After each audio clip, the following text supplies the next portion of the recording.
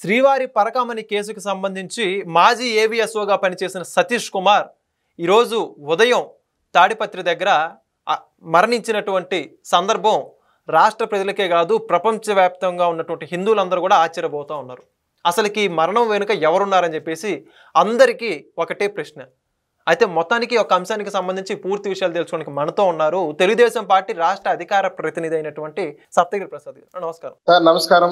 మీకు ప్రేక్షకులకి వీక్షకులకి సాంకేతిక సిబ్బందికి యాజమాన్యానికి అందరికీ హృదయపూర్వక నమస్కారాలు సార్. చెప్పండి, మొత్తానికి ఈ యొక్క మాజీ ఏవిఎస్ఓగా పనిచేసినటువంటి సతీష్ కుమార్ ఎట్టకేలకు మృతి చెంది ఈ కేసు ఒక కీలక దశలో ఉంది అనుకున్న టైంకి పెద్ద పెద్ద పేర్లు బయటకు వస్తాయన్న భయంతో హత్య జరిగిందని చెప్పేసి అనేక రకమైన ఆరోపణలు అయితే వస్తాయి. మీరే ఉంటారు సార్? ముమ్మాటికి మాజీ టీటీడీ ఏవిఎస్ఓ సతీష్ కుమార్ది అత్యంత కిరాతకమైన హత్యను, దీంట్లో రెండో సందేహం లేదు. సతీష్ కుమార్ కి సంబంధించినటువంటి వీడియోస్, ఆ మృతదేహానికి సంబంధించిన వీడియోస్ కూడా ఇప్పుడే మేము చూశాము. తలపైన గాయాలు, ముఖం పైన గాయాలు, అనేక గాయాలు ఉన్నాయి. నేను ఒకటే అడుగుతున్నా, సతీష్ కుమార్ గారిని చంపటం వలన ఎవరికి లబ్ధి ఉంటుంది? నేను సింపుల్ గా అడుగుతున్నా, who will be the beneficiary? ఇప్పుడు సతీష్ కుమార్ గారిని చంపవలసిన అవసరం ఎవరికి? నిందితులు ఎవరున్నారు దాంట్లో? నిందితులు పరకామణి హత్య కేసులో ఎవరెవరికి నోటీసులు ఇచ్చారు? రవికుమార్కి ఇచ్చారు, ధర్మారెడ్డికి ఇచ్చారు, సుబ్బారెడ్డికి ఇచ్చారు. వాళ్ళు వచ్చి హైకమాండ్ చెప్తేనే మేము చేశామని చెప్పి ధర్మారెడ్డి ఉన్నాడు. High command no doubt Jaganmohan Reddy.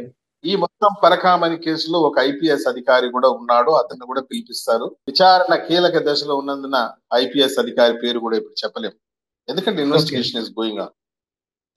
ఈ పరిస్థితుల్లో నేను అడిగే సూటి ప్రశ్న ఏంటంటే, సతీష్ కుమార్ ని చంపవలసిన అవసరం ఎవరికి ఉంది? చంపితే ఎవరు లబ్ధిదారుడు అవుతారు? మీరు చూడండి, వైసీపీకి మనుషులను చంపడం అనేది చాలా సింపుల్ అన్నమాట.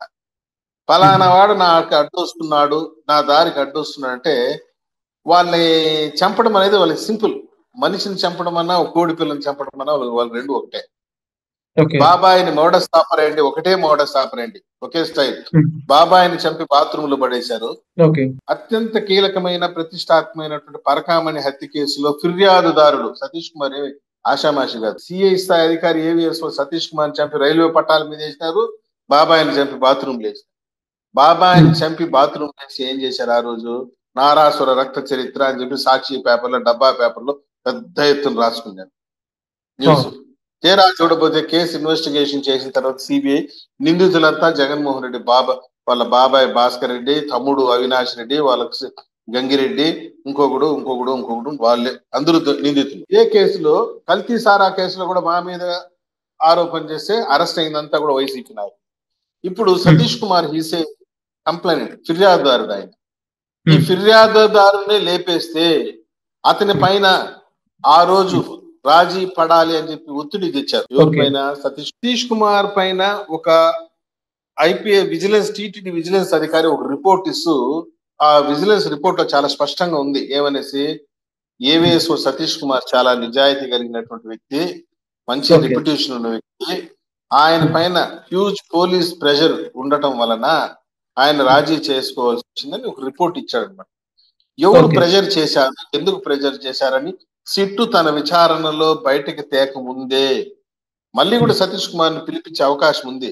పిలిస్తే నెక్స్ట్ విచారణ అదే చెప్తుంది, తన పైన ఏ అధికారి ఒత్తిడి చేశారు, ఏం కథ అని చెప్పేసి. He's a complainant.